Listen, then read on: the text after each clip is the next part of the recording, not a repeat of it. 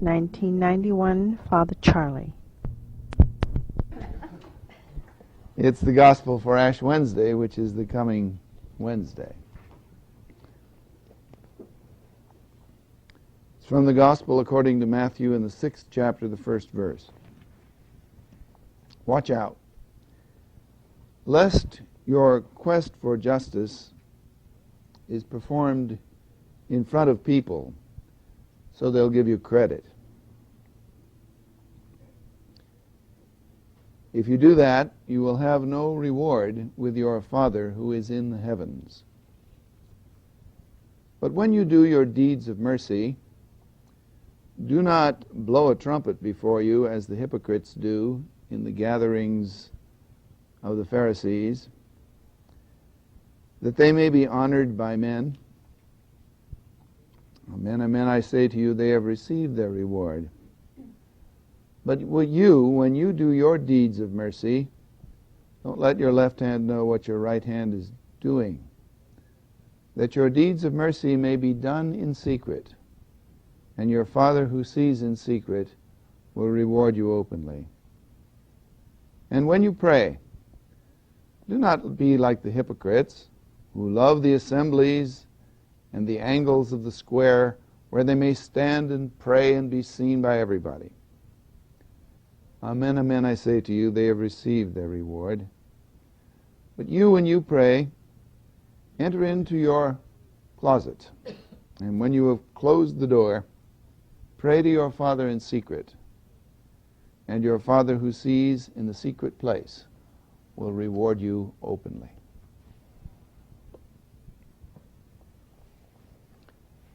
Jesus seems to approve of private prayer and private acts of mercy. The Greek word for an act of mercy is eleemosina, which comes from eleo. It got some in there. Eleo, which means basically to have mercy. When your heart is moved with compassion for another, assist them in such a way that they hardly notice that you did it. I had one priest say to me one time, when you help the needy, be careful that they don't notice. Otherwise, they will surely resent it. And certainly don't do it to get credit from anyone else. Well, this is the prayer of Lent. On this Lent, we have a task before us. This Lent, perhaps more than any other in my lifetime, the task is quite clear. And this secret prayer process has the key to it. We have all noticed and been noticing for several Sundays now how this war has precipitated us into sorrow and into a sort of sadness which we can't quite fathom.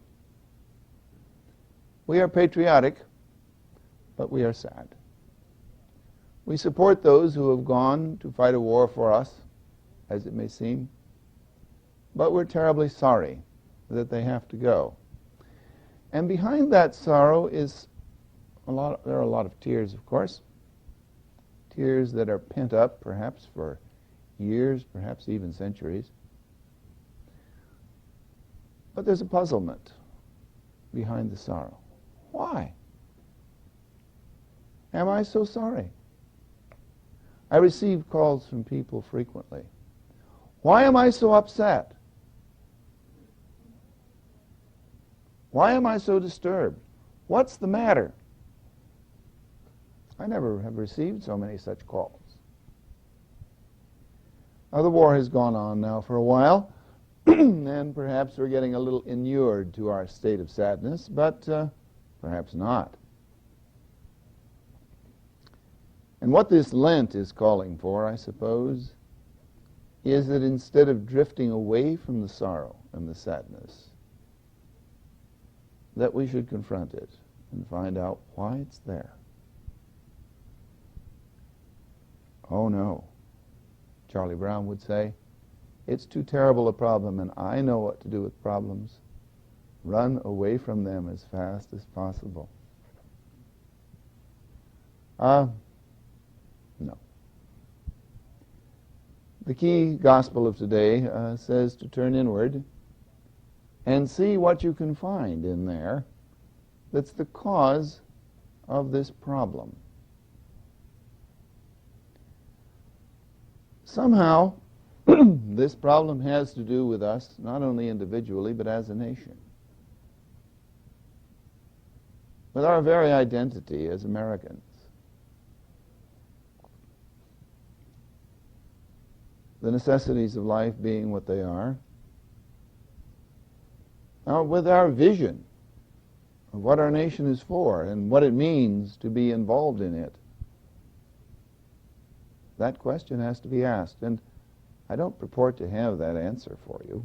I'm not going to tell you what the answer to that is, because I don't know. I have a lot of ideas. But I suggest that so do we all. Some of them very disturbing ideas. Some of them very consoling. But we need to pray that we should find out who we are as individuals and who we are as a nation. We should pray to the Lord of visions, as Hagar called them last Sunday and called the Lord of visions, that we should see clearly. Remember what Jesus says, if you would cast the speck of dust out of your brother's eye, first get the railroad tie out of your own. Well, may we see clearly. I had a rather remarkable dream last night. And in this dream, I was puzzling about all this. And I like to puzzle in my dreams. There's more space in there. And it was caused by reading that material about Abraham last time. It said that when Abraham came into the promised land, which had just been promised to him, he came and set up his tent at a place called Shoulder, the shoulder of the mountain, which is Shechem in Hebrew. And if you look at the map of Israel, you find there a long valley that runs from the Shephelah, the coast of Israel, inward to the Jordan Valley in a great pass. And Shechem, the city, is on the shoulder of that pass as you come up and go over. In Abraham's day, that shoulder of the mountain between Mount Gerizim and Mount Ebal, Gerizim to the south and Ebal to the north, was covered with a glorious forest of oak trees. And they're called by the Old Testament by a very poetic name, the Terebinth of More, which is interpreted, the valley that reaches and enters far. Wow. You know? This long pass through the mountains beside the holy mountains of the blessing and the cursing, the valley that reaches and enters far. What a marvelous description of the long tunnel with the light at the end, yes? And Abraham, the child of the promise, the father of the faithful, came and set up his tent on the shoulder of the mountain in the valley of the Terebinth that reaches and enters far. Nothing could be better described. It describes that situation of the within, the valley that lies within you, that enters into the other dimension, doesn't it? The valley that reaches and enters far. So I wrote this down as it came, as I remembered it. You know, I have to write these down quickly when you wake up, or the exactness fades. The valley of More, the valley that reaches and enters far. Be with me when I sleep, O Lord, and in my dreams show me the gate of your eternity. And when I wake, O Lord, do not be far from me. I would suggest to you that that's a pretty good preface to Lent.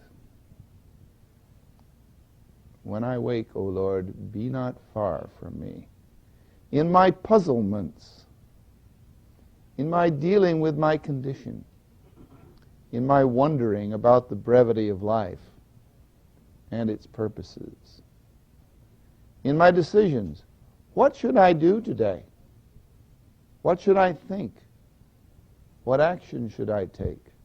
What responsibility? We are all charged with a vision.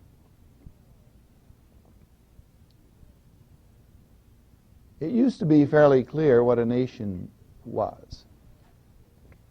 The word nation tells you what it is. It's the place you're born. Or more precisely, the people you are born to and among. Settled tribes, such as those of the Dogon in West Africa, have been living in that particular place for 8,000 years. And they have been following the same religion of the star Sirius all that time. And if you go out into the desert, you can see the shields of their ancestors extending out to piles of dust, stretching back a shield every 60 years for 5,000 years. If you are born a Dogon, you know to what nation you are born. You know to what place you are born. You know to what tradition you are born. And you know where you came from and have a vague notion where you might be going. But, of course, there aren't many such nations left on the earth, are there? And nations have become something else. Nations, pardon me, have become political agglomerates, have they not?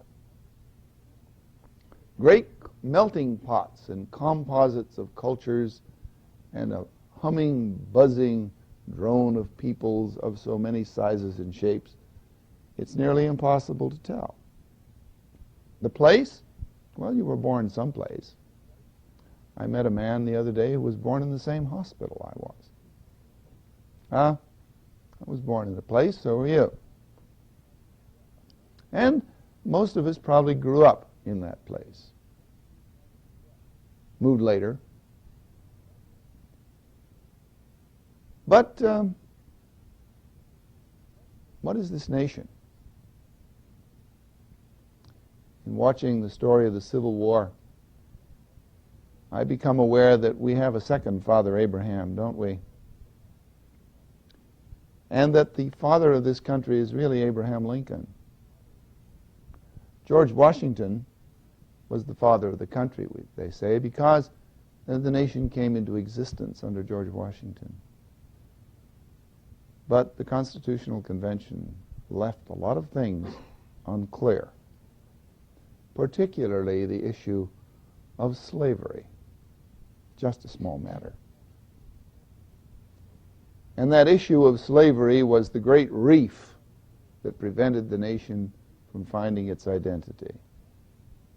And in the Civil War, in sadness, sorrow, and agony, a vision was worked out. This should be a land of free people and no slaves. One should wonder how profound that vision is. It's pretty profound. And anyone who dares to have it must run great risks.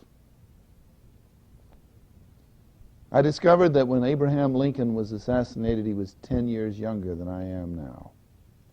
Only 54. Look at his face. He looks to be 100, doesn't he? Look into his eyes, and there is sadness there. The first thing you see in Abraham Lincoln is an intolerably powerful sadness that you wonder how any human being could bear it.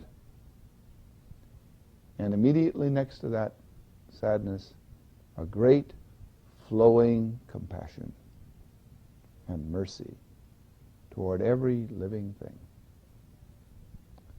How can such sorrow and such compassion coexist? Well, that's what we're asked to do. Abraham Lincoln is the father of our country because he struggled with that much more than any other man known in our political history. When comes such another? We haven't had a president like that since. We never had one like that before. George Washington owned slaves, remember?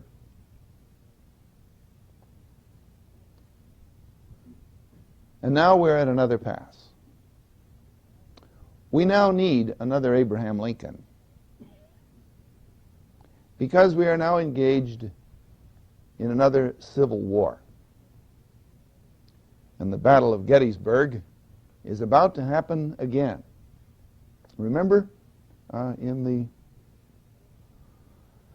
days of your childhood when everybody suggested you should memorize the Gettysburg Address? And some of us did, and over the years have eroded it away.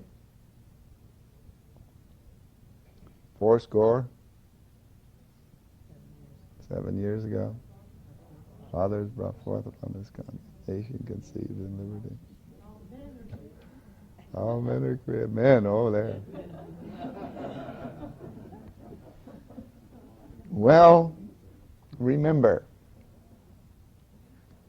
And when he gave that address, remember what happened. The Chicago Tribune said, these are the irrelevant mouthings of a baboon. And the man who had given the 2-hour speech said, President Lincoln, I am utterly humbled. In 2 minutes you have said more nearly what needed to be said than I could say in 2 hours. Because, of course, that speech came straight out of a heart filled with sorrow, sadness, and compassion.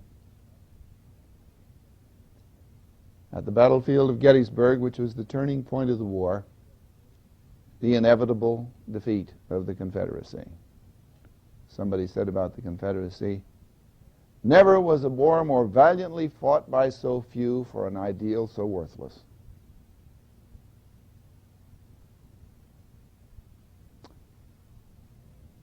Well, there are parallels. The Confederacy never had a chance, you know. The Union fought that war with one hand tied behind its back. And the Confederacy was surely wrong in its support of that despicable institution of slavery, which was the worst slavery in the world that ever existed. But somehow, at least at that time, no one forgot that these men and women were our brothers and sisters. And when the surrender came at Appomattox Courthouse, and General Grant went out to meet General Lee, it was a sporadic fire of cheering. And General Grant said, no, no, no. Immediately, everyone burst into tears. Far more appropriate response, yes? And immediately, the Federal Army took all of its rations, divided them in half, and gave half to the Confederates.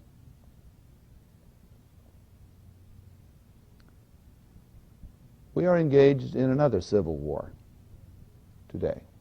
And the first reason for our sorrow should be that the Iraqis are our brothers and sisters.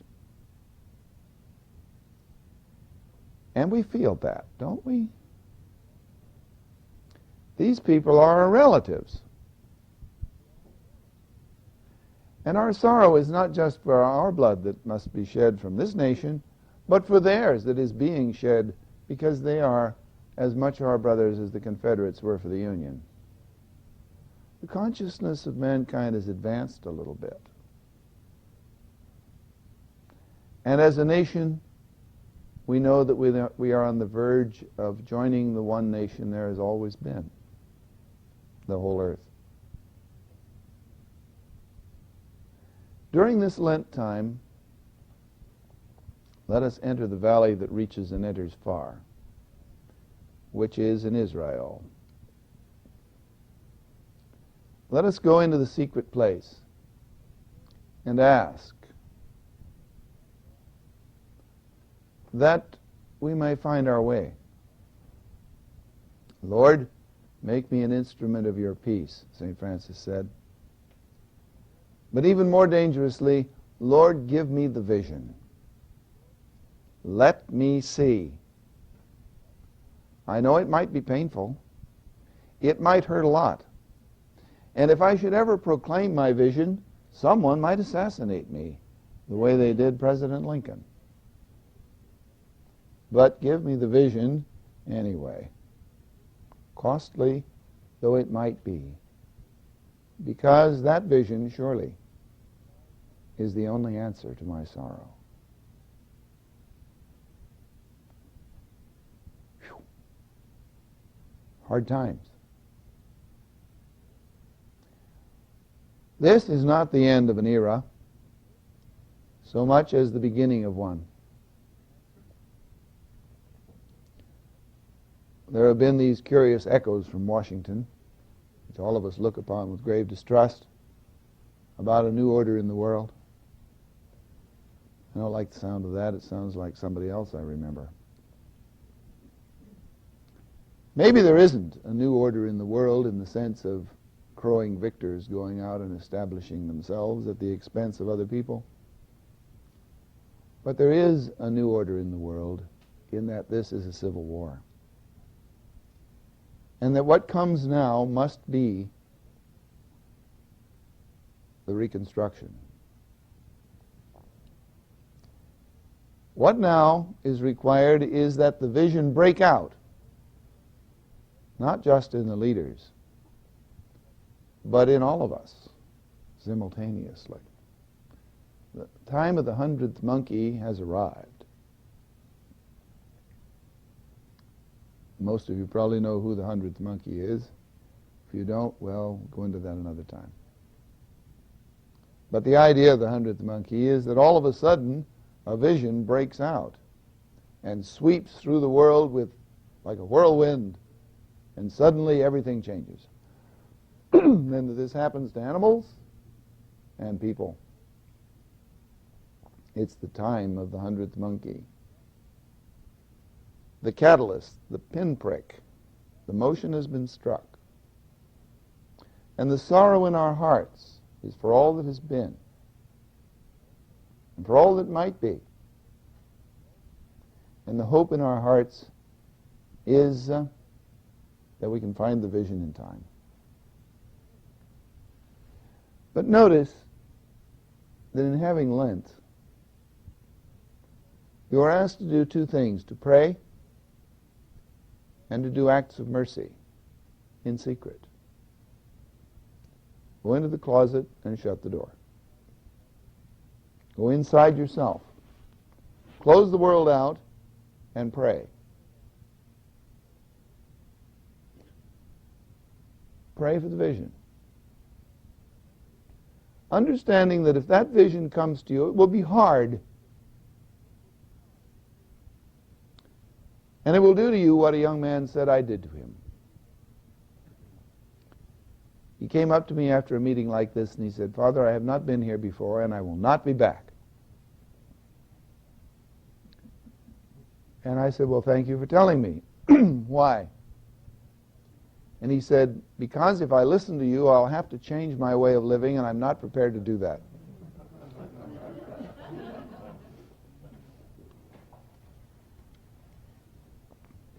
Well, the vision that will come to you will be that kind of a vision. It will cause you to change your way of living, and you may not be prepared to do that. But ask for it anyway. that seeing clearly, you may move into doing something about it. And what I suggest to you that in doing something about it, the doing is curiously right next to the vision. Because this vision that you're asking for, remember, is a catalytic vision. It only has to strike a spark in one mind for it to spread like wildfire through all of mankind.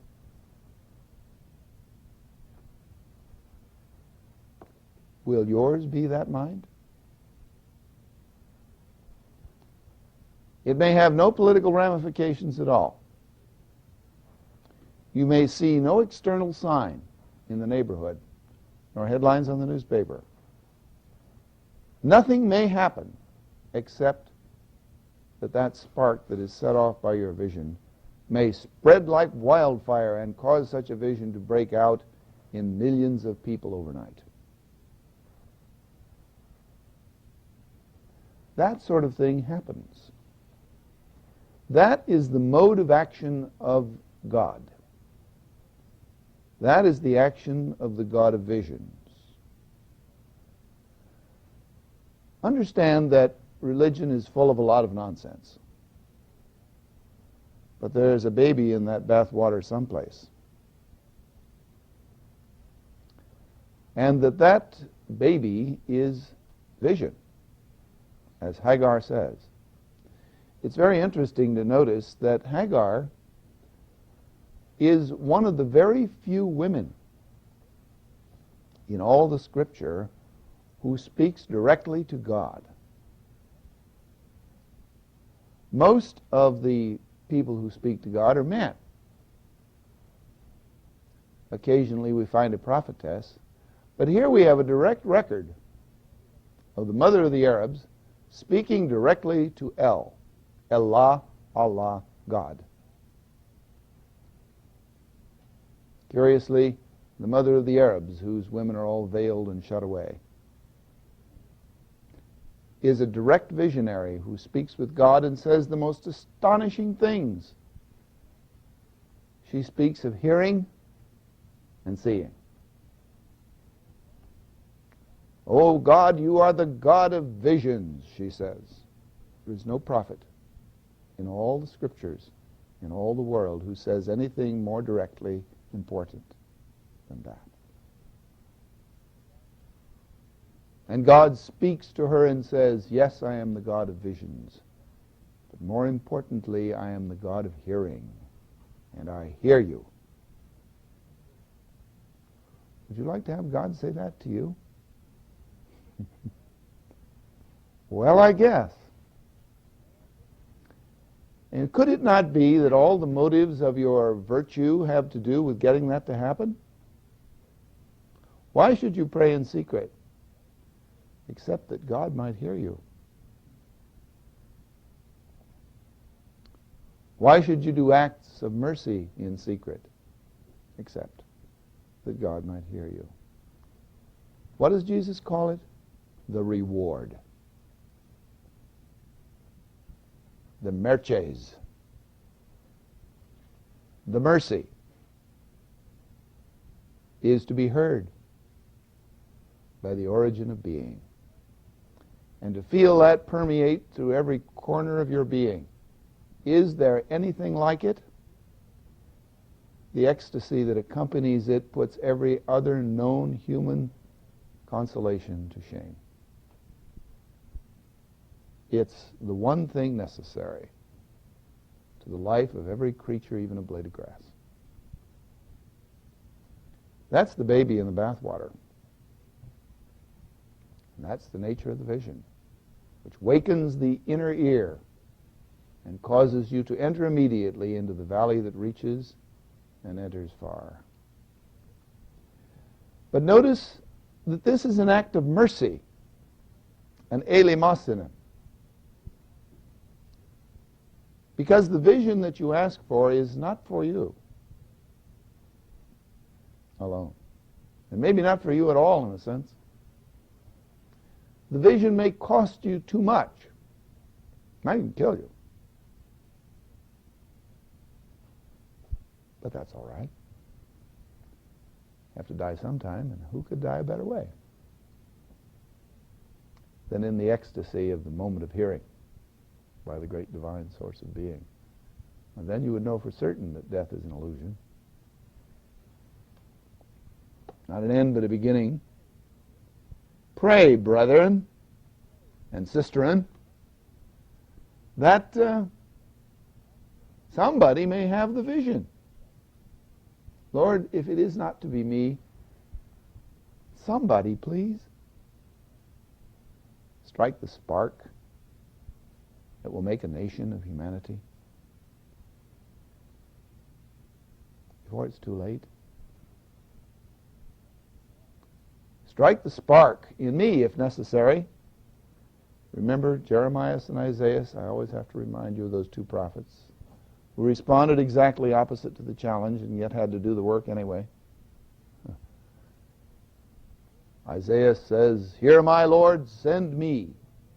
Let me be the visionary. Let it strike here." And Jeremiah says, "Not me, Lord. I'm just a little boy. Send somebody else."